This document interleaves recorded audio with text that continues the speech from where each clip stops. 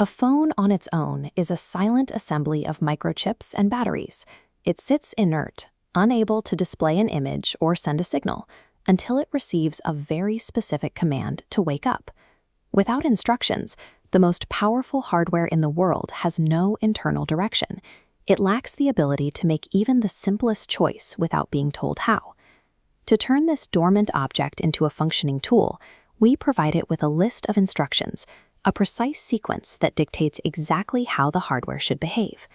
We call the process of writing these instructions programming. You are effectively acting as the architect, creating the blueprints that tell the machine how to function.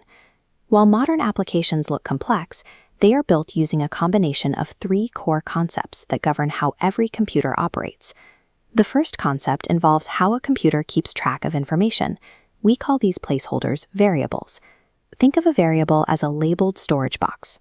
When the computer receives a piece of information it needs to use later, it places that data into a specific container and gives it a name so it can find it again. We use different boxes depending on what we're storing. One box might hold a player's name, another might track a score, and a third might remember if a user is logged in or not. These categories, words, numbers, or simple yes and no toggles, are what programmers call data types. By organizing information into these labeled containers, the computer reliably retrieves the exact piece of data it needs at the precise moment it needs it. Once a computer can store information, it needs to know what to do with it. This is where we use if-else logic. Computers are literal-minded.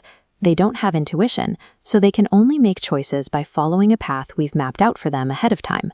You can visualize this logic as a fork in a road. When the computer arrives at this split, it checks a specific condition to determine which direction it should take. For example, if a user enters the correct password, the computer follows the path to unlock the app. Else, meaning if the password is wrong, it follows the path to deny access. Every interaction on your screen, from a button press to a swipe, is the result of thousands of these tiny yes or no choices happening every second. The final concept handles the burden of repetition. We call these loops. If you had to manually send 10,000 emails, the sheer repetition would take days. But for a computer, repeating a task 10,000 times is no more difficult than doing it once. A loop is what happens when we tell the computer, "Take this one action and keep doing it until I tell you to stop."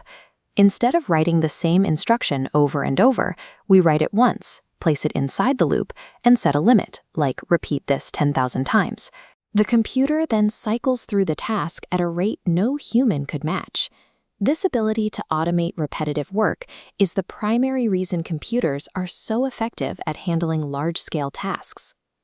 These three concepts are the foundation of everything else. We use variables to store data, logic to make decisions, and loops to handle repetition. When these three tools are combined and layered together, they create the complex systems that power every app and website in existence. You've now seen the basic logic that makes software work.